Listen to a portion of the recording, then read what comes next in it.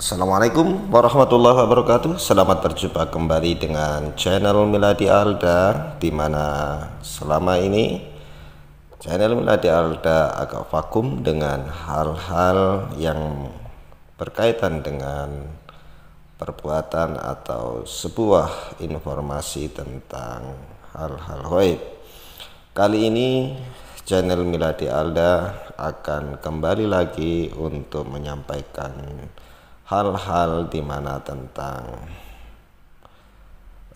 yang bersangkutan dengan hal-hal gaib. Adapun sebelum saya lanjutkan informasi atau penyampaian ini, saya selalu berdoa agar kiranya sahabat subscriber semua untuk dilancarkan rezekinya oleh Allah Subhanahu wa taala, dimudahkan segala urusannya, dan diberikan keimanan serta ketakwaan kepadanya. Amin ya rabbal alamin. Dan bagi sahabat yang belum subscribe, like, komen, dan share, saya berharap untuk subscribe, like, komen, dan share. Baiklah sahabat semua dimanapun berada, kali ini saya ingin menyampaikan hukum pesugihan dan sikap kepada orang yang melakukannya. Di Indonesia terkadang masih ada orang-orang yang mencari jalan instan untuk mendapatkan kekayaan. Salah satunya pesugihan. Melakukan pesugihan dapat dilakukan dengan bermacam-macam cara. Salah satunya ada istilah pesugihan 9 pintu setan yang mengorbankan orang-orang terdekat. Pelaku untuk dijadikan tumbal kepada setan sesembahan. Bagaimana hukum pesugihan dalam pandangan Islam tersebut, dan bagaimana sikap kita terhadap orang yang melakukan pesugihan, misalnya kita takut dijadikan sasaran tumbalnya. Sahabat channel Miladi Alda dimanapun berada, jangan di skip ya, dengarkan sampai selesai biar kita tidak gagal paham. Dalam kitab fikih Al-Mazahib Al-Arba'ah juz 5 halaman 226 dijelaskan tentang hal tersebut sebagaimana berikut, yang artinya redaksi di atas menjelaskan bahwa segala sesuatu yang terjadi dengan mengambil khodam setan-setan dengan cara melakukan pendekatan dengannya agar menjadikan khodam dan memerintahkannya untuk memenuhi kebutuhan-kebutuhan, mendatangkan bahaya, menyakiti kepada makhluk lainnya, dan mendatangkan kabar cerita yang sudah berlalu dengan cara perantara atau menyambungkan jin korin. Ini semua adalah bagian dari lebih beratnya macam-macam sihir. Menyekutukan Allah dengan meminta sesuatu kepada setan adalah perbuatan syirik. Pesugihan adalah termasuk perbuatan syirik karena meminta sesuatu kepada selain Allah, sehingga hukum pesugihan adalah jelas haram serta termasuk dosa besar karena menyekutukan Allah. Pesugihan adalah perbuatan yang kufur dan jelas dilarang secara hukum, baik hukum agama maupun hukum negara. Selain hal itu merupakan perbuatan kufur dan keji, juga meresahkan masyarakat. Dijelaskan dalam Al-Quran, hanya setan-setan itulah yang kafir, mereka yang mengajarkan sihir kepada manusia. Maka dari itu, orang yang melakukan sihir itu adalah orang yang paling kufur, paling keji, dan sangat menentang Allah dan Rasul-Nya serta kepada hamba-hamba yang mukmin.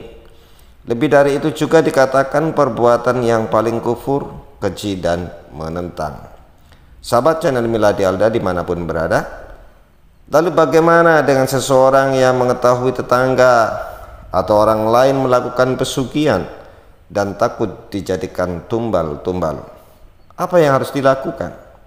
Jawabannya adalah dengan tetap meminta perlindungan kepada Allah sesuai dengan tuntunan Al-Quran dan hadis Rasulullah SAW.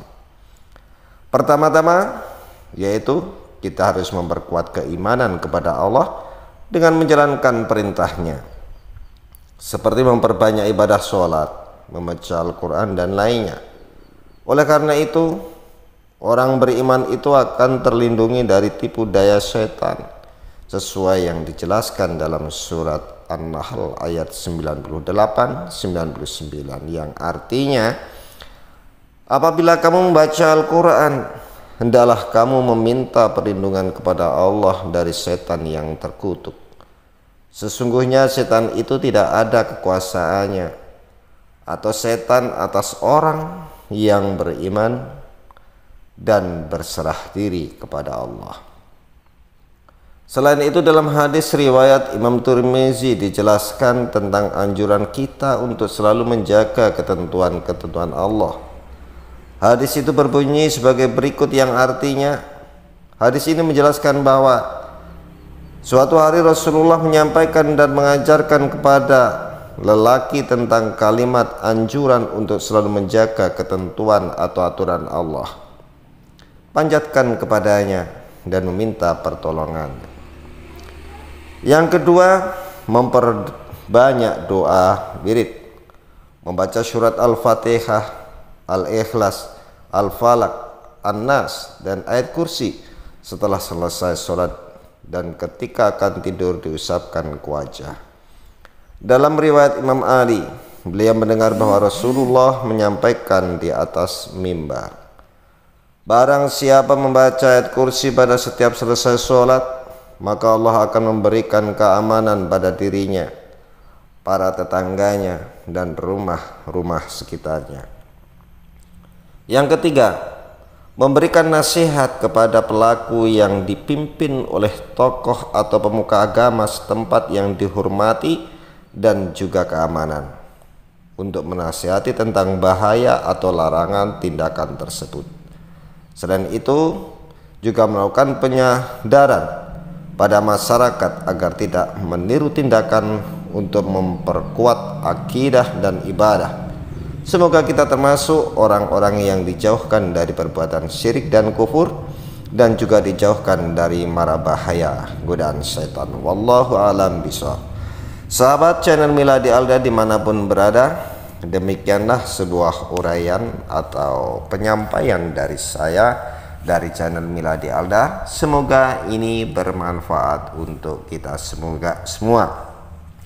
Kalaulah memang ini bermanfaat untuk kita semua, saya berharap untuk sahabat agar subscribe, like, komen, dan share, dan jangan lupa bunyikan tombol notifikasinya agar channel ini berkembang lebih baik. Semoga ini bermanfaat. Saya akhiri, wabillahi taufik wal hidayah. Wassalamualaikum warahmatullahi wabarakatuh.